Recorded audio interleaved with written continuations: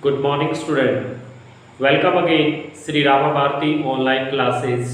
Myself, Krishna Kumar. तो as you know student, हम कक्षा 10th के लिए मनुष्यता कविता को कर रहे थे। कविवर मैथिलीशरण गुप्त की कविता को हम अब तक कर रहे थे और अब तक हमने मनुष्यता कविता के लिए 2 क्लासेस हमने ऑलरेडी कर ली, यानी कि 2 वीडियो हमने ऑलरेडी प्रिपेयर कर ली है। इसके लिए एक वीडियो में हमने मनुष्यता जो पोइम थी उसके काव्य की विशेषताएं, उसकी भाषा की विशेषताएं, कवि ने कथावस्तु में किस टॉपिक को, किस विषय को शामिल किया है, अपनी कथावस्तु से कवि समझाना क्या चाहता है, बताना क्या चाहता है, उस बारे में हमने अब तक का कर चुके हैं एक वीडियो में। और दूसरी वीडियो में हमने पहले जो 2 काव्यांश थे उन 2 काव्यांशों की व्याख्या को हमने समझ लिया है। तो बच्चे, आज की कक्षा में हम तीसरे काव्यांश को यानी कि तीसरे स्टैंजा को आज हम करने जा रहे हैं। स्टैंजा कुछ इस प्रकार से है। शुद्धार्थ रतिदेव ने दिया करस थाल भी। शुद्धार्थ मीन्स भूख से व्याकुल, भूख से परेशान, जब भूख बर्दाश्त ही ना हो, इतनी जबरदस्त भूख। शुद्धार्थ रतिदेव, रतिदेव राजा का नाम था। दिया, दे दिया उसने। करस, कर मीन्स हाथ, स्तव मीन्स हाथ के ऊपर रखा हुआ। हाथ के ऊपर जो थाली हम स्त्र कर लेते हैं, रख लेते हैं, थाल भी, थाल मतलब भोजन की थाली। तो रतिदेव राजा ने क्या किया, वो भूख से बहुत ज्यादा व्याकुल था, बहुत परेशान हो रहा था भूख से। तो उसने अपनी भूख को शांत करने के लिए अपने हाथों के ऊपर थाली को उठाया हुआ था, खाने की थाली को। लेकिन फिर किसी व्यक्ति ने उनसे वो मांग ली, तो मांगने के ऊपर उन्होंने अपने हाथ में रखी हुई थाली को ही उस व्यक्ति को क्या कर दिया था, दान कर दिया था। ठीक है। उसके बाद दूसरा एग्जाम्पल दिया कवि ने, ददीची तथा ददीची ने दिया प्रार्थ अस्ति जाल भी। ददीची ऋषि का नाम है। प्रार्थ दूसरों की भलाई के लिए दिया, दे दिया उन्होंने अस्थि जाल। अस्थि जाल, अस्थि होती हड्डियां, जाल मतलब ढांचा। हमारी हड्डियों का जो ये ढांचा होता है, हमारे जो हृदय के ऊपर जो ये हड्डियों का जो ढांचा बना हुआ है, इस ढांचे को दूसरों की भलाई के लिए ददीची ऋषि ने क्या कर दिया, दान कर दिया। ऐसी मान्यता है कि ददीची ऋषि ने बहुत वर्षों तक जो है ना कठोर तपस्या की थी और तपस्या करते करते जो है उनका शरीर मात्र एक हड्डियों का ढांचा रह गया था। उसके बाद भगवान इंद्र ने जो है ददीची ऋषि को जो है उन्होंने दर्शन दिए और दर्शन देने के बाद उन्होंने उनसे कुछ वर मांगने के लिए कहा। तो जब उन्होंने उनसे वर मांगने के लिए कहा तो कहते हैं ददीची ऋषि ने ये कहा कि अब मैं इस मतलब हड्डियों के ढांचे के जो शरीर मेरा बच गया है, इसके साथ मैं किसी मतलब जो जैसे मान लो कोई वर लेकर मैं क्या करूँगा। तो इससे तो बढ़िया ये है कि अगर आप मुझसे प्रसन्न हो और आप मुझे वाकई में कुछ देना चाहते हो तो आप कुछ ऐसा कीजिए कि जो मेरे ये शरीर की हड्डियों का जो ढांचा बन गया है, रह गया है, ये ढांचा किसी के काम आ जाए लोगों के। तो कहते हैं भगवान इंद्र ने जो है ना, जो क्योंकि 18 कई वर्षों तक उन्होंने तपस्या की थी तो उनकी हड्डियां काफी मजबूत हो चुकी थी।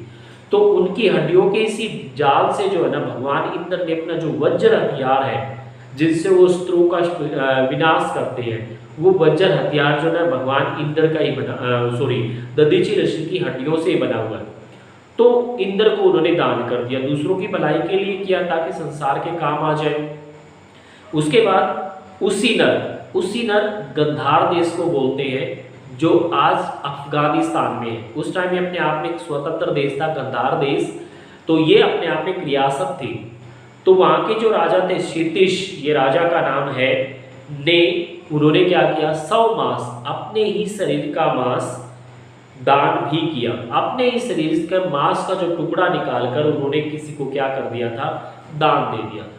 कहते हैं कि जो ना क्षितिश ऋषि के पास कोई मांगने के लिए आ गया और जब उनके पास कोई मांगने के लिए आया तो उन्होंने कहा कि विभो बोलिए आपको क्या चाहिए। तो उन्होंने कहा कि मैं तो भूखा हूँ, मुझे खाली भोजन चाहिए। तो भोजन उन्होंने थाली परोस दी। तो उसने कहा कि मैं तो मांस का सेवन करता हूँ, सिर्फ मांस खाता हूँ। तो जब वो मांस मंगवाने लगे तो उन्होंने कहा कि हे राजा, अगर तू इतना दानी है और मुझे मांस का वाकई में सेवन करवाना चाहता है, तो दूसरों के मांस का क्यों सेवन करवाता है? इतना ही दान है तो अपनी तरफ से दे, अपने शरीर से दे। तो कहते हैं सिद्धिश राजा ने अपने ही शरीर से मांस का टुकड़ा निकालकर उस जो भिखारी कह लो या उसको जो मांगने वाला था उसको क्या कर दिया था? दान कर दिया था। तो इस पूरे स्टैंजा में कवि जो है वो दान की महिमा के बारे में बता रहा है। अब उन्होंने 3 एग्जाम्पल ऑलरेडी दे चुका, चौथा एग्जाम्पल भी देगा। सहर्ष, सह मीन्स साथ, हर्ष मीन्स खुशी, खुशी के साथ वीर कर्ण, जो बहादुर कर्ण था, जो महाभारत में जिसका वर्णन आता है, ने शरीर, शरीर मीन्स जो हमारा ये शरीर है, चर्म, इसकी चमड़ी, जो ऊपर के शरीर की ये जो चमड़ी है, भी दिया। कहते हैं कि जो वीर कर्ण थे उन्होंने इंद्र भगवान के मांगने पर अपने शरीर की चमड़ी को क्या कर दिया था? दान कर दिया था। एक्चुअल में भगवान इंद्र ने क्या किया था? उनसे उनके कवच और कुंडल मांग लिए थे, और वो जो कवच और कुंडल थे वो वास्तविकता में किसी और वस्तु के नहीं बने हुए थे, उनकी चमड़ी ही थी। तो जब वो उनसे मांगे तो उन्होंने क्या किया? उस चमड़ी को उतार कर ही क्या कर दिया था? दान कर दिया था। तो ये कुछ 4-5 ऐसे बड़े दान हैं जिनका जिक्र जो है कवि ने किया है। कौन कौन से दान हो गए? एक तो जो शुद्रांत रतिदेव थे, रतिदेव जो राजा थे, जो भूख से बहुत ज्यादा व्याकुल थे, तो उस राजा ने क्या किया था? अपने हाथ की थाली, अपने हाथ के ऊपर थाली रखी हुई थी भोजन की, और भोजन शुरू करने ही वाले थे क्योंकि वो भूख से बहुत ज्यादा बेचैन हो रहे थे, भूख उनसे बर्दाश्त नहीं हो रही थी। उस टाइम पे किसी ने उनसे खाना मांग लिया तो उन्होंने अपनी थाली को इसको क्या कर दिया था? दान कर दिया था। दधीचि ऋषि ने दूसरों की भलाई के लिए अपनी शरीर की हड्डियों को क्या कर दिया? दान कर दिया। बहादुर कर्ण ने अपने शरीर की चमड़ी को ही दान कर दिया। और गंधार देश के जो राजा सिद्धिश थे, मांगने पर उन्होंने अपने ही शरीर के मांस के टुकड़े को निकाल कर क्या कर दिया? दान कर दिया। ये 4 दान बहुत बड़े बताए इन्होंने। अब उसके बाद कवि क्या कह रहा है कि अनित्य देह के लिए अनादि जीव क्या डरे। मतलब नित्य मतलब जो रोजाना नहीं है, अनित्य का मतलब होगा जो रोजाना नहीं है, देह मतलब शरीर। कवि कहते हैं कि जो शरीर है, हमारा जो शरीर है, ये रोजाना हमारा नहीं है। एक न एक दिन ऐसा आएगा जब ये शरीर हमारा साथ छोड़ देगा। कहने का मतलब है हमारे शरीर से हमारी आत्मा निकल जाएगी और ये शरीर क्या हो जाएगा? मृत हो जाएगा। फिर इस मृत शरीर को परंपरा के अनुसार या तो लोग जला देंगे या इसको क्या कर देंगे? दफना देंगे। तो एक दिन ऐसा आता है जब ये शरीर हमारा ही साथ क्या कर देता है? छोड़ देता है। तो ये अनित्य शरीर है क्योंकि किसी न किसी दिन तो ये हमारा साथ छोड़ देगा। अनादि जीव, अनादि जिसकी कभी मृत्यु नहीं होती, और हम अनादि जीव हैं, हमारी कभी मृत्यु नहीं होती। कहने का मतलब है, कवि कहता है कि हमारा तो सिर्फ शरीर मरता है, हमारी तो आत्मा पुनः दूसरे शरीर में प्रवेश कर जाती है, हम दोबारा से किसी और रूप में जन्म लेते हैं। जैसे आत्मा और शरीर को कवि ने एक कंपेयर किया है कि जैसे हम हैं, हम जैसे स्नान करेंगे, करने के बाद हम अपने वस्त्र बदल लेते हैं, तो आत्मा एक शरीर रूपी वस्त्र को छोड़कर दूसरे शरीर रूपी वस्त्र में चली जाती है। तो कहता है हम तो कभी नहीं मर रहे ना, क्योंकि हमारी आत्मा तो मर ही नहीं रही, हमारी आत्मा तो दूसरे शरीर में प्रवेश कर गई, तो हम थोड़ी मर रहे हैं। मर कौन रहा है? हमारा शरीर मर रहा है। इसलिए कवि हमें इस लाइन से समझाना चाहता है कि जिस शरीर से हमें इतना लगाव है ना, ये शरीर हमेशा के लिए हमारा नहीं है। और जब ये हमेशा के लिए हमारा नहीं है, और हम तो हमेशा के लिए, क्योंकि हमारी तो कभी मृत्यु होगी नहीं, हम तो दूसरे रूप में जन्म ले लेंगे, फिर तीसरे रूप में जन्म ले लेंगे, तो फिर हम इस शरीर से क्यों डरे? कहने का मतलब है कि जब दान देने की बात आए तो सिर्फ ये नहीं कि रुपए पैसे धन दौलत, दान तो शरीर का भी कर देना चाहिए, क्योंकि वैसे भी एक न एक दिन ये शरीर हमारा क्या कर देगा? साथ छोड़ ही देगा। वही मनुष्य जो मनुष्य के लिए मरे। इस धरती पर मनुष्य कहलाने का अधिकारी कौन है? जो दूसरे मनुष्यों के लिए अपना जीवन क्या करता है? जीता है। आई होप ये स्टैंजा आपको अच्छे से समझ में आ गया होगा। बढ़ते हैं नेक्स्ट स्टैंजा की तरफ। नेक्स्ट स्टैंजा हमारा सहानुभूति चाहिए। कवि कहता है कि इंसानों के अंदर सहानुभूति होनी चाहिए। सहानुभूति मीन्स दूसरे इंसान के प्रति हमदर्दी की भावना होनी चाहिए। जैसे ही मैं किसी दूसरे दुखी आदमी को देखूं तो मेरे मन में उसके प्रति दया की भावना आनी चाहिए, सहानुभूति होनी चाहिए उसके प्रति, हमदर्दी मेरे अंदर आ जानी चाहिए। महाविभूति है ये। महा मतलब सबसे बड़ी, विभूति मीन्स पहचान। यही मेरी सबसे बड़ी क्या बन जाएगी? पहचान बन जाएगी। मेरे अंदर सहानुभूति होनी चाहिए। मेरे अंदर अगर सहानुभूति होगी तो वो सहानुभूति ही मेरी सबसे बड़ी क्या बन जाएगी? महाविभूति मीन्स सबसे बड़ी पहचान बन जाएगी मेरी। वशीकर्ता, वशीकर्ता मीन्स जो वश में कर ले, सदैव हमेशा के लिए बनी हुई, जो अपने आप में बनी हुई है, स्वयं अपने आप में। मही धरती, ये धरती जो अपने आप में बनी हुई है, इस पूरी धरती को वो इंसान सदैव के लिए, हमेशा के लिए उसको क्या कर लेगा? अपने वश में कर लेगा। कौन इंसान?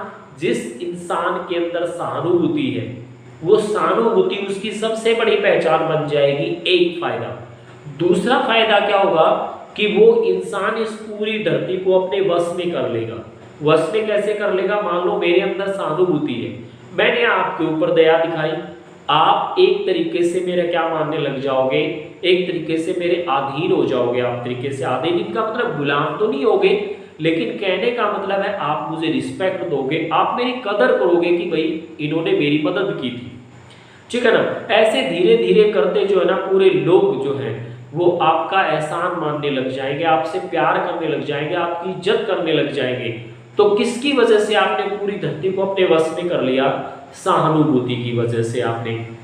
विरुद्धवाद, विरुद्धवाद मतलब होता है एक दूसरे के अगेंस्ट। बुद्ध, महात्मा बुद्ध का दया प्रभाव, दया मतलब दूसरों के प्रति दया दिखाना, हमदर्दी दिखाना, प्रभाव में भाव। एक समय ऐसा था हमारे देश में जब एक राजा दूसरे राजा को मार रहा था, काट रहा था।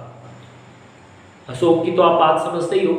अपने आप को शक्तिशाली बनाने के लिए, अपने आप को पावरफुल बनाने के लिए एक राजा दूसरे राजा को मार रहा था, और उनको यही लगता था कि अगर सबसे ऊपर आना है, सबको वश में करना है, तो हमारे अंदर ताकत होनी चाहिए।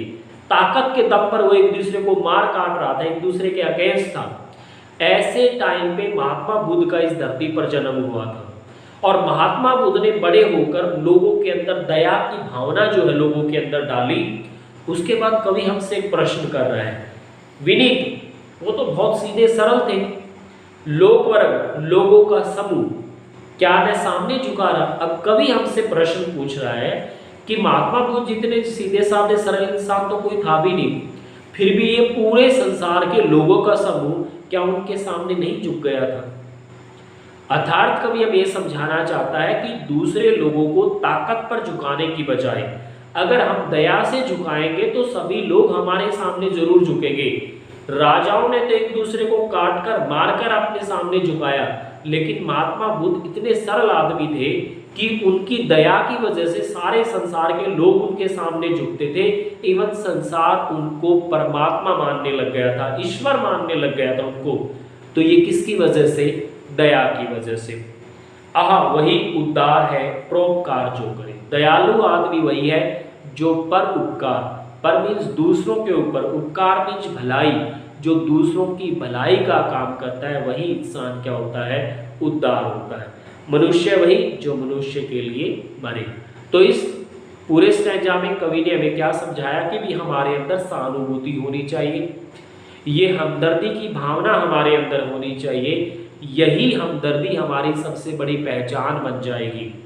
और जैसे कोई जादूगर लोगों को अपने वश में कर लेता है ना, ऐसे ही सहानुभूति वाला इंसान इस पूरी धरती को अपने आप ही किसमें, वो पूरी धरती अपने आप वो नहीं करेगा, पूरी धरती अपने आप ही उसके क्या हो जाएगी? वश में हो जाएगी। ठीक है। लोगों को, एक दूसरे लोगों को अपने सामने झुकाने के लिए हमारे देश में विरुद्धवाद था। विरुद्धवाद मीन्स लोग एक दूसरे के अगेंस्ट थे, हर राजा एक दूसरे के अगेंस्ट था, सब अपने आप को पावरफुल बनाने के लिए दूसरों को मार रहे थे, काट रहे थे। तो ताकत के बल पर दूसरे लोगों को अपने सामने झुका रहे थे। उनकी मान्यता थी, उनकी सोच थी कि भी दूसरों को झुकाने के लिए हमारे अंदर क्या होनी चाहिए? ताकत होनी चाहिए। उस टाइम पे महात्मा बुद्ध इस धरती पर आए और उन्होंने दया की भावना लोगों के अंदर डाली। फिर कवि हमसे प्रश्न पूछ रहा है कि उन जितना सीधा सरल तो कोई था नहीं, फिर भी पूरे लोगों का समूह यानी कि सारे संसार के लोग उनके सामने झुक गए। कहने का मतलब है सिर्फ ताकत के दम पर नहीं, दया से भी लोगों को हम अपने सामने क्या कर सकते हैं? झुका सकते हैं। और कवि ने कहता है कि उदार व्यक्ति हम उसी को कहेंगे जो दूसरों को ऊपर क्या करता है, भलाई करता है। मनुष्य वही है जो मनुष्य के लिए मरे।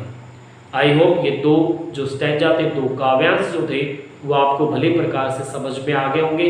नेक्स्ट काव्यांशों के लिए मिलेंगे नेक्स्ट क्लास में, तब तक के लिए good bye, God bless you.